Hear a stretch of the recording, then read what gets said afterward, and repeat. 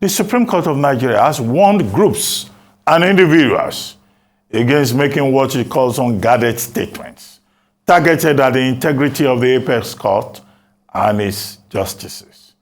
In a statement by its Director of Press, Dr. Festus Akande, the Supreme Court singled out a United States-based journalism teacher and columnist, Farouk Peroge, for again, in quotes, venting convoluted anger following recent pronouncements by the apex court, which affirmed a former governor of Akwa Ibom State, Godswill Akpabio, and Senate President Ahmad Lawan as senatorial candidates of the All Progressives Congress. The statement warned purveyors of such attacks on the judiciary and Chief Justice of Nigeria, Justice Olukayode Ariwola, especially Peroge and the Progressive Minds Forum, to desist and channel such energies to political parties, which the Supreme Court says have failed to organize themselves well. According to Dr. Akande, at the moment, more than 600 cases have so far gone to court from just party primaries which were conducted by political parties without any encumbrance or interference from any external bodies. The Supreme Court's position on public criticism of its judgments has been getting the support also of lawyers who say that members of the public, opinion leaders, and public affairs commentators should be careful before rushing to denigrate the judiciary. Some of them say that if court judgments must be criticized at all, it must be from an informed point of view, not just perception. Meanwhile, the president of the Nigerian Bar Association, Yakubu Makiawu, senior advocate of Nigeria, has condemned the appearance of lawyers on television to castigate Supreme Court judgments, saying that such lawyers will face the consequences of their actions. Also, meanwhile, INEC has appealed the judgment of the Election Petition Tribunal, which nullified the victory of Osun State Governor Ademola Adeleke in the July 16, 2022 governorship poll. The electoral body listed 44 grounds of appeal and asked the Court of Appeal in Akure to set aside the tribunal's judgment. INEC challenged the decision on the grounds that the panel erred by claiming that Adeleke did not score the majority of lawful votes in the election. INEC also said the allegation that it tampered with the official records was a criminal allegation that must be proven beyond a reasonable doubt. Dele Adesina, senior advocate of Nigeria, is a lawyer, of course, and he joins us now to explore the relevant aspects of this dilemma that we have defined. Thank you very much, Mr. Adesina, for joining us on This Day Live, the Sunday talk show on Arise News. Thank you very much for having me. Well, first, let's start with this, what is becoming some kind of furore between lawyers and non-lawyers about recent decisions taken by the Supreme Court of Nigeria. Their lordships are taking a decision in the Akwa Ibom case affecting Godswill Akpabio. They are taking a decision in the matter affecting Senator Ahmad Lawan in Yobe North and saying both Akpabio and Lawan are validly elected persons. Now, they've also taken a decision in the issue of the Naira redesign policy. Well, in the first two cases, people are saying the Supreme Court of Nigeria cannot rely on technicality. Ordinary people, even vulcanizers, are already saying that technicality is not the law, that the Supreme Court justices do not know their law. They should focus on the substance of the case. Because, what is the argument? That reasonable people, the ordinary man, the law is what the ordinary man thinks it is. So the Supreme Court has kicked back through Dr. Akande, the Director of Press, and we also have the NBA President, Makayu SAN, also saying any lawyer that criticizes the Supreme Court will be sanctioned. Who they rank and file, who they listen. So what is at issue here? It looks like the Supreme Court has suddenly descended into the arena. What do you think? Well, thank you very much. You have raised so many issues. But I, as a legal practitioner of about 42 years, I am worried. I'm worried, and I'm going to start with one or two admonitions. One, immediately the society holds the judiciary in contempt, or in disrepute, or in dishonor, that society is heading for anarchy. The only recognized and constitutional means of adjudication is through the judicial system, and of course, in addition to other alternative dispute resolution systems. That is point number one. We must try as much as possible not to disrespect our courts because there are no alternative to the courts of the land as far as most of these cases are concerned. If you condemn the court today and you go back to that court tomorrow, you are contradicting yourself. That is the first point I want to make. The second point I would like to make is that it is good to criticize, but criticism has a limit. Criticism can be constructive, and that is when you criticize the existing situation and you make suggestions as to what you think should be the line of action in the future. That is constructive criticism. But when you criticize with a view to destroy, with a view to defame the character, defame the Constitution, and bring the Constitution down, that is a destructive criticism, and that will help no nation. Now, you also mentioned that there's people who believe that the law is what the reasonable people in the society thinks is the law. I disagree with those people.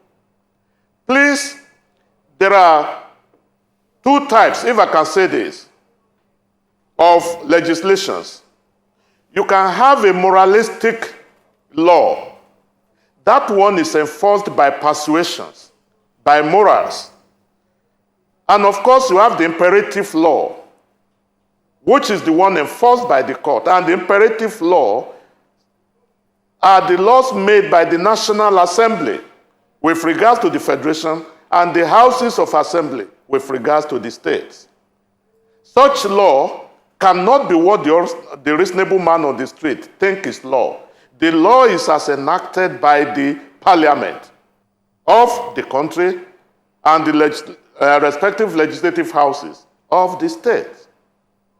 Now, having said that, I may not be totally surprised that we are interpreting the judgment of the court in different ways and different forms as we have the different people.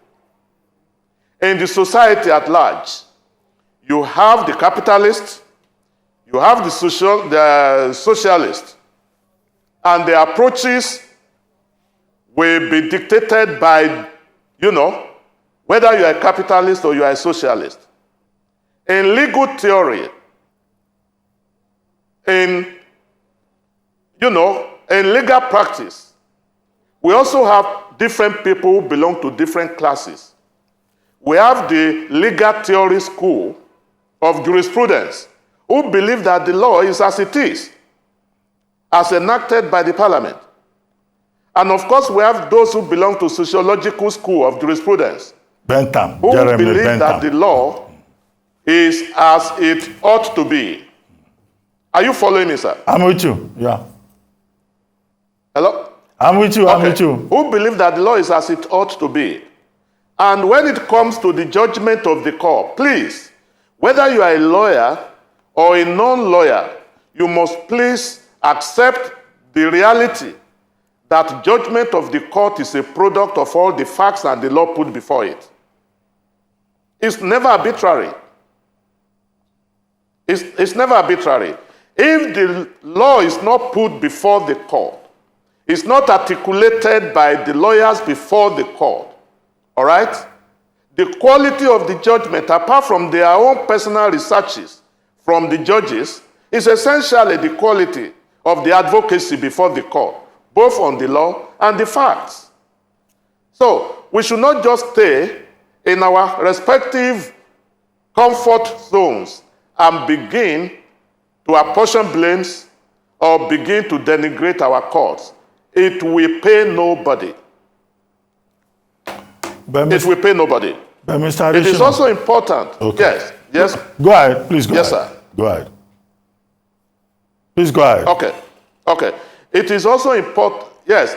It is important for us to also note, and fortunately this statement was made by one of the foremost Supreme Court justices of the past. It's now of blessed memory. He said that the Supreme Court is final, not because the men are infallible. No. He said, but they are infallible because the court is final. What does this mean? As long as you are a human being, infallibility is not on your table. Only God Almighty is infallible. He's the all-knowing. He's the one that knows all things. Including the one you have not even said. The one that is in your mind is known to God. But when it comes to a man, there is a limit.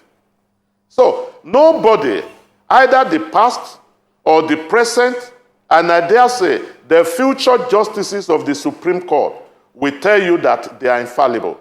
So even if mistakes are made, they are not to be crucified for making mistakes. They are human beings. So before you can condemn a judgment, please look at the text of that judgment. Know the facts, the evidence that were placed before the court.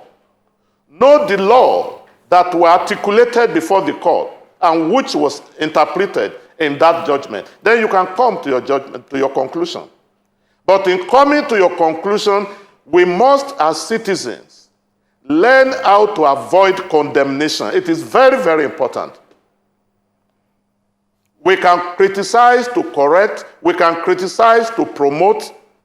No destructive criticism can build an institution.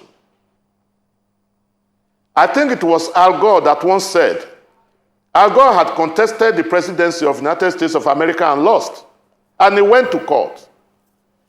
Of course, when the Supreme Court handed down their judgment, Al Gore was not happy because he lost at the Supreme Court of the United States of America. But Al Gore made a statement which I've never forgotten since then. He said, I disagree with the judgment of the Supreme Court, but I accept its finality.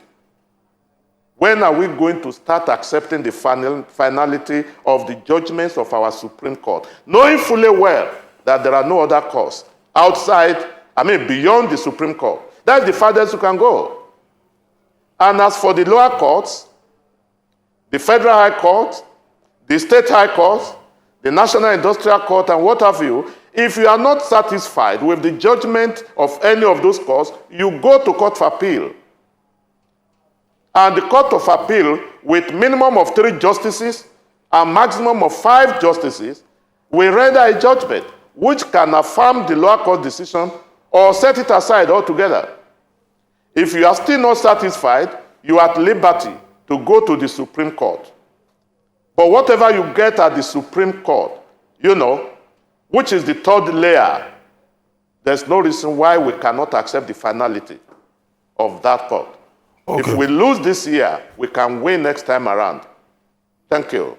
Okay, Mr. Adesina, and I thank you for that, very useful lecture in positive theory of law, realist theory of law, jurisprudence, and all of that. And Oputa, Chukwudifu Oputa, was the man you were quoting about, the Supreme Court being infallible, although it is final. Anyway, I want to ask you, are you saying that you agree with the Nigerian Bar Association. The warning that has been given by the Nigerian Bar Association to lawyers to desist from denigrating, from abusing the integrity of the Supreme Court. And does the NBA, as it is, does it have the powers to enforce, to discipline lawyers? Many of whom have been out there saying, no, we are not criticizing, we are doing judicial review. It's critique we are doing. What do you say to that? Thank you very much. First, the Nigerian Bar Association has power to control his members. They have the power. If anybody has run foul of the law, if anybody has committed an infraction against the code of conduct of the profession, the Bar Association has the power, the enablement, legally, to send such a person to the disciplinary process of the profession, and that is the Legal Practitioners Disciplinary Committee. Having said that, if the NBA has said that they will come down on any lawyer that denigrate and disintegrate and bring their cause into disrepute and disrespect, they have a right to sanction such a person. If it's proven that the action and the utterances of such a lawyer has brought the system down or has accused the personality of the judges as against the judgment of the judges. There's a difference between destructive criticism, like I explained earlier, and judicial review of decisions. Let me quickly recall, please permit me to be personal here. In 2013, after the retirement of Honorable Justice Oguntade, I was the editor-in-chief of a book that was published in his honor, where his judgments were revealed. Some of the judgments were criticized, but they were criticism that was aimed at judicial review, reviewing the facts, reviewing the laws that were interpreted, and the authors either agree with the decision of that court or did not agree with those decisions. The book was called The Force of Justice. It's still on the shelf of many lawyers. That is different from when a lawyer sits down in his chambers and he begins to use the languages such as a reasonable person will not decide this way. This is an infamy. This is, no, there's a limit. And by our training and practice, no lawyer should be left in any difficulty in knowing the boundary of judicial review and judicial destruction. That is very, very important. However, the NBA cannot ask lawyers not to review judgments. And if in the process of you reviewing judgment, you cross the line to that of bringing the authors of those judgments down, then you have yourself to blame. As a matter of fact, some of us believe in this profession that the profession is becoming too permissive. There are so many things legal practitioners are doing in Nigeria that a fellow legal practitioner in the United States in UK, whether you are a solicitor or you are a barrister, that you cannot do there and get away with it. So, if the NBA is coming back now to look at the situation with a view to strengthening the disciplinary mechanism of the profession, I go for it. And I believe many lawyers will go for it. Okay, let's cut through the chase. Thank you very much. The way it is in Nigeria now, everybody is a lawyer because everybody is looking at this general election. Farouk Perogi, who is the subject of the rebuttal by Dr. Festus Akonde, says that these Supreme Court justices have collected money. He is not a lawyer. He teaches mass communication in one university somewhere in the U.S.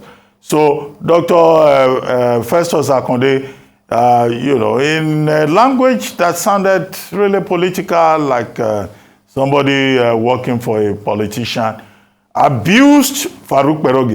In fact, Farouk Perogi has responded this afternoon. He says the Supreme Court justices are illiterate bandits and that Justice Arewala should not be in that position. So he is not a lawyer, so he is not bound by NBA disciplinary matters. And he has put it out there. And there are some other people who are saying, these Supreme Court justices who did mathematics in the opinions of Dima case, when they are not Lord Denny, who said something in Ararume case, who ruled in Amechi case, and came back to say their decision was bad law. So people are saying, what is wrong with this Supreme Court? So that's where we are. And people have been circulating that opinion. And, the Supreme Court even attacking a person like Kperogi. Can even any court in this land go after Kperogi if he does anything? He will claim that he's an enemy of the Supreme Court. This is victimization. Well, thank you very much, Mr. Abati. But I must say that I'm very sad. And I don't know why I should be having these saddest situations on the average of, say, 1 or 2 per week. Last week, I was very sad when I saw a whole grown-up human being, man, in a bank, in the hall of a bank. He naked himself and he was saying, shoot me, kill me, in the public space. It was a sad story. And for anybody to say that the justices of the Superior Court, of the Supreme Court, are bandits, I cannot fathom that. Even me, who is not a judge, or any other person who has practiced a profession for 20, 30, or 40 years, can you still describe such a person as an illiterate? Experience is the best teacher anywhere in the world. I don't think that is a right language to use for our judges, not even the judges of the of court of first instance. To say that they are judicial bandits or whatever the statement was, it is unfair, it is extreme, it is not right. And if it is true that he has made a positive allegation of fact that they have collected money, please, it is a simple elementary principle that he who asserts must prove. He should put the facts in the public space. Where the monies were collected, how much was it? Where was it delivered? The public needs to know this information. And there is a duty on the author to tell the world and to give the facts of his allegation. Suspicion, no matter how potent, can never equal the truth. Suspicion can never equal a positive fact. Please, we need to exercise restraints. You don't need to be a lawyer before you can know that there are no alternatives to the court system. The only thing that differentiates a civilized society from that is uncivilized is the ability to submit to the jurisdiction of the court for determination of their respective disputes. When that platform is desecrated, is brought down, you are telling people to begin to settle their scores with cutlasses and hoes, with guns and what have you. May the day never come when people will resort into anarchy on the streets. Whether you are a positive critic or a destructive critic, everybody will pay for it. It is like a heaven that is falling. It will fall on everybody. There is no alternative to the judiciary. Please permit me, if I can do this, that the profession itself is fully aware that different people will receive their judgments from different points of view. And that is why in the profession we have some of us who belong to sociological school of jurisprudence, who will always want to see the law as it ought to be, as against what it is, factually on ground. Some also belong to the legal theory, school of jurisprudence, who will insist that it is the law as it is and not as it ought to be. Right? So, from these different perspectives, views and opinions will be colored. And at this point, I want to say, without any intention to blow one's own trumpet, please permit me to also go personal here. And it is not me alone that has done this. So many people have also given a warning to the public space that when matters are before the courts, the media must exercise restraint from treating those cases before the court. When you argue those cases on the television or on the pages of newspaper, the people on the street will begin to form opinions as to what should be the judgment, what should be the decision. And where the judgment of the regular court goes contrary to the perception in the society, allegations of compromises will be flying in the air. We are not helping ourselves. You cannot review a judgment that has not been rendered. So review must come after judgment has been delivered. But when a matter is pending before the court, we need to begin to avoid analyzing those facts. Some will go to the extent of postulating what the judgment should be. For God's sake, not all of us are knowledgeable in law, and all of us cannot be knowledgeable in law. Law is a technical profession. If you are not a doctor, you can't pick a needle and you say you want to give somebody, a patient, an injection. You will not do it rightly. A situation where everybody in Nigeria now begins to think that they are all lawyers is not correct. It's not factually true. We are not all lawyers. There are so many things that happen in the court place that you on the street, you don't know. Well, Mr. Adesina, it's a technical proceeding. Mr. Adesina, yes. There are exceptions to the rule. Take this Naira redesign policy. The Supreme Court granted the ex parte motion brought before it by 3 states of the Federation and says, pending the determination of the notice, before it, the motion on notice before it, the old notes will still work. But the people have said no, they will not collect old notes. So Nigerians became lawyers because this is the thing that affects all of us. Nobody has money to spend. Maybe you have access as a privileged citizen to the new notes, but the majority of Nigerians are saying, forget the lawyers, forget Supreme Court. We need this money. What is the implication of that ruling, that ex parte injunction granted by the Supreme Court, and of what effect it is? Because the law is of no effect unless it is tested and implemented and accepted by the people. Thank you very much. Under our law, every lawyer will tell you that there is a provision, the law of procedure, that provides for ex parte applications. And a litigant can apply for an ex parte order of injunction if the matter is urgent, while also applying, for an interlocutory injunction through what we call a motion on notice.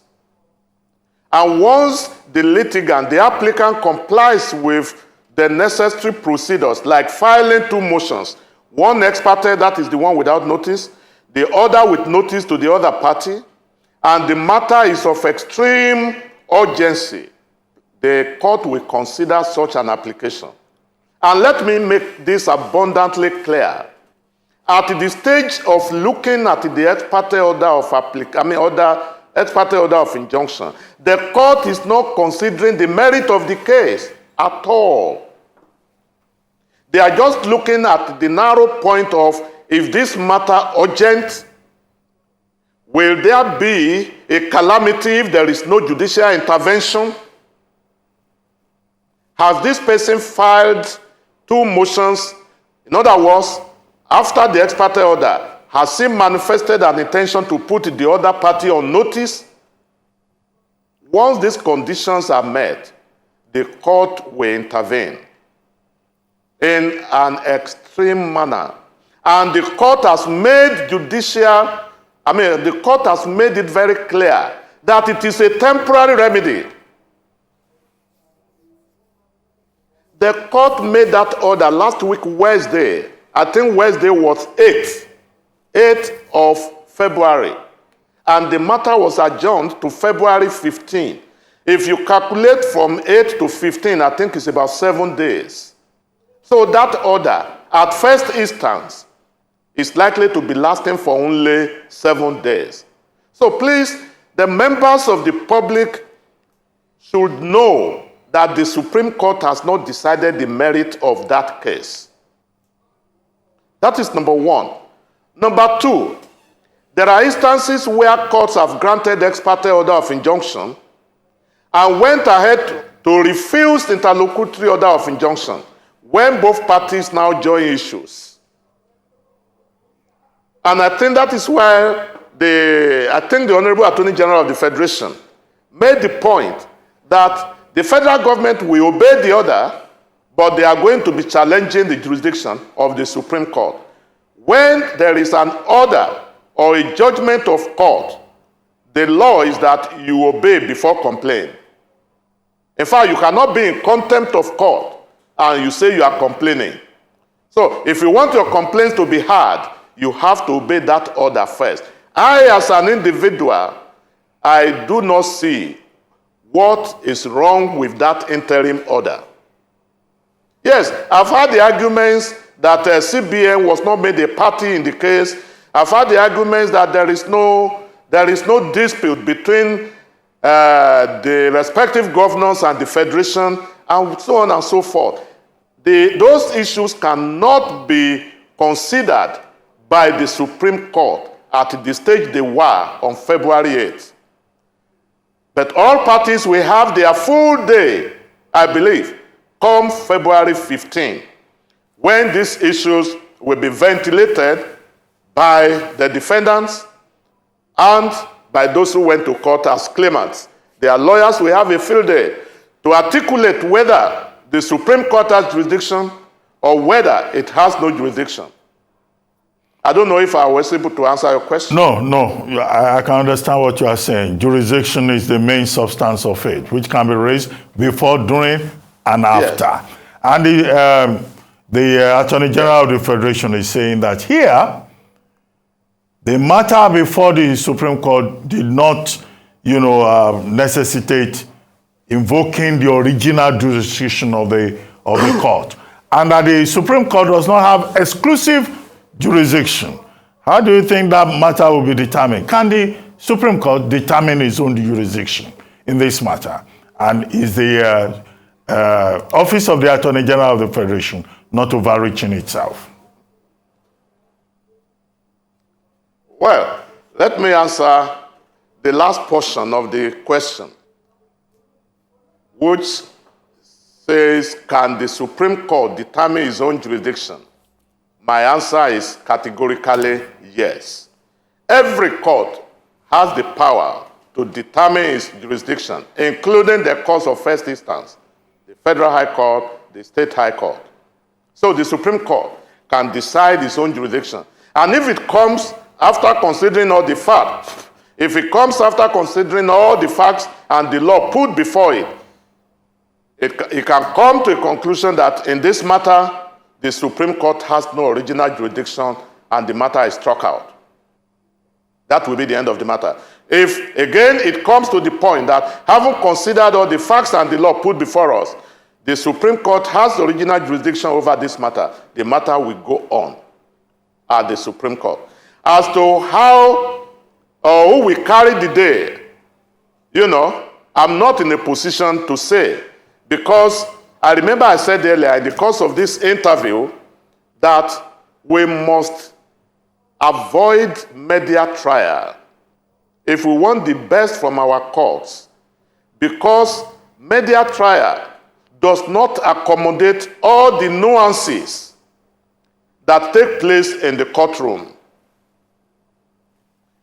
Most of the times, public trial or media trial focuses on the facts of the case alone without considering the law applicable. And like I said in my preliminary statements in the course of this interview, the judgment of the court is a product of the facts and the law put before that court. So I'm not in a position to know who will carry the day or where the pendulum will swing. Maybe after the final judgment, if you bring me back, I'll be able to say something. Well, Mr. Adesina, in order to avoid this matter from being prejudiced, I cannot tell you where it will swing to at the end of the day. Mr. Adesina, on that note, I would like to thank you very much for joining us. But looking at you, it looks like you are one of those privileged Nigerians who have new notes. Because, you don't seem to be affected by what the rest of us are suffering. Please, my brother, please believe me if I tell you that I've not handled one new note. And God is my witness. I went to my bank last week. I will not mention the name of the bank so that they don't think one is disparaging them. I told them I wanted to withdraw cash. I left that bank without getting one dime. They couldn't get me 1 naira. They said I should go to the ATM. I said, man, how long will I stand with the multitude I'm looking out in front of your bank? I had to come to my office. I was at the airport. Somebody assisted me to buy ticket to fly. I couldn't give him 500 naira or 1,000 naira or any money to say thank you for what he has done for me. It's as bad. So you are one of the privileged people, but I also think that the rich also cry. There are so many rich men that are crying in Nigeria today. And that is the truth. Yeah. Well, thank you very much, Mr. Dele Adesina, for joining us on This is Live, the Sunday talk show. Thank you very much indeed.